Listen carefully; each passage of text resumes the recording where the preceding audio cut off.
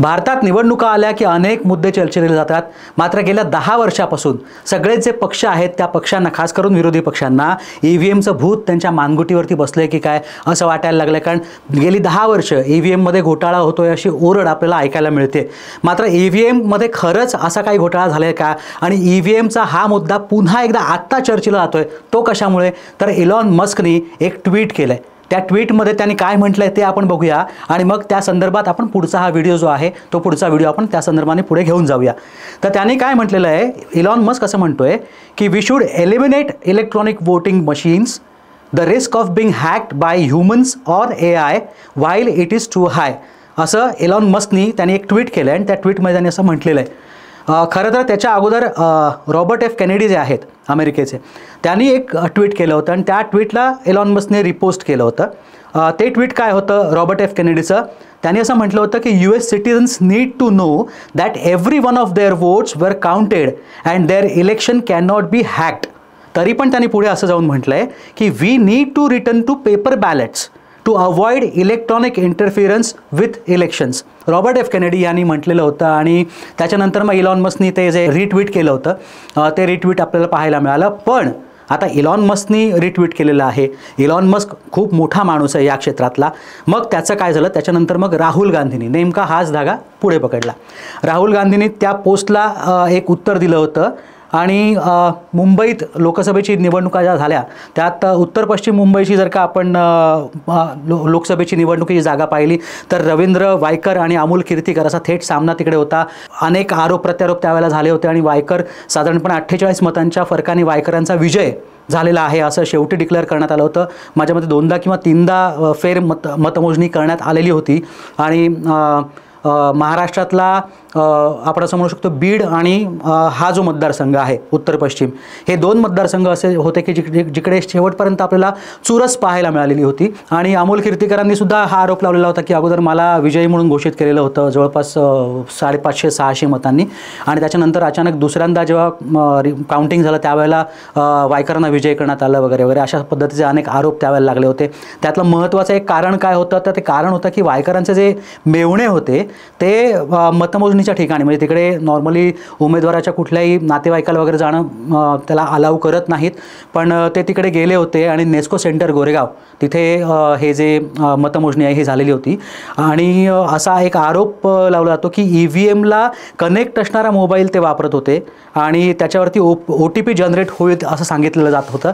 आणि तो जो मोबाईल आहे तो ते सकाळी म्हणजे पहाटे 4:30 पासून संध्याकाळी पूर्ण काउंटिंग पूर्ण होऊन विजयी उमेदवार घोषित होण्यापर्यंत ते फोन वापरत होते वगैरे असं सांगितलं जातं. आणि निवडणूक अधिकाऱ्यांकडे हा फोन होता आणि तो फोन वायकरांच्या नातेवाईकांनी घेतला होता असा सुद्धा आरोप त्यावेळेला काँग्रेसने वगैरे केला होता. एका वर्तमानपत्रात ही बातमीसुद्धा छापून आलेली होती. मात्र हा फोन जो आहे तपासणीसाठी आता पुढे फॉरेन्सिकसाठी पाठवला गेलेला आहे. त्याचा अजून जी काही कारवाई ती पूर्ण यायची बाकी आहे.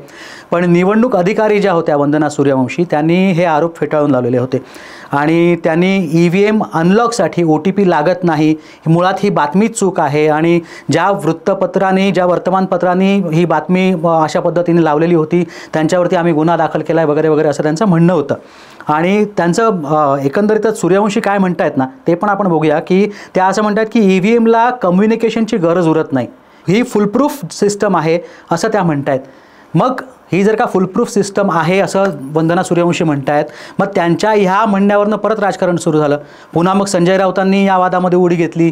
मग संजय राऊतांनी असं सांगितलं की जर का ह्याचा काही संबंध नाही आणि फुलप्रूफ आहे तर मग इलॉन मस्कला मात्र यांच्याकडे शिकवणी घ्यायला लागेल. कोणाकडे? तर निवडणूक आयोगाच्या ज्या अधिकारी आहेत त्यांच्याकडे, ज्या सूर्यवंशी मॅडम आहेत त्यांच्याकडे शिकवणीसाठी आता इलॉन मस्कला पाठवायला लागेल वगैरे अशा पद्धतीचं वक्तव्य जे आहे ते संजय राऊतांनी केलेलं होतं. आता मूळ मुद्द्याला आपण हात घालूया. वंदना सूर्यवंशी यांच्या म्हणण्यानुसार काय आहे नेमका EVM आणि हा वाद का होतोय आणि हा वाद कितपत योग्य आहे, याच्यात कितपत तथ्य आहे हे थोडंसं आपण जाणून घेऊया. वंदना सूर्यवंशी यांनी अत्यंत जबाबदारपणे हे विधान केलेलं आहे. त्यांनी एक पत्रकार परिषद घेतली होती आणि पत्रकारांच्या सगळ्या प्रश्नांची उत्तरं त्यांनी दिलेली होती. त्यांच्या म्हणण्यानुसार EVM हे स्टँड अलोन युनिट आहे. इथे OTP येत नाही, रिझल्ट बटन जेव्हा तुम्ही दाबता तेव्हा रिझल्ट तुम्हाला कळतात असं वंदना सूर्यवंशी सांगतायत. आता बरं, हे EVMचं भूत गेल्या 10 वर्षापासून विरोधकांच्या डोक्यावरती बसलेलं आपल्याला पाहायला मिळतं. कारण गेल्या 10 वर्षापासून म्हणजे साधारणपणे 2014ला जेव्हा पहिल्यांदा नरेंद्र मोदी सत्तेत आले त्यावेळेला EVMमध्ये घोटाळा झाला, गडबड झाला, EVM हॅक करण्यात आलं वगैरे वगैरे अशा पद्धतीची ओरड जी आहे ती पाहायला मिळाली. आणि आजसुद्धा तीच ओरड म्हणजे लोकसभेचं हे इलेक्शन झालं आणि अमोल कीर्तीकरांचा पराभव झाला आणि रवींद्र वायकर विजयी झाले आणि त्यानंतर जे काही राजकारण झालं त्यावेळेलासुद्धा हाच आरोप आपल्याला झालेला पाहायला मिळतो आहे.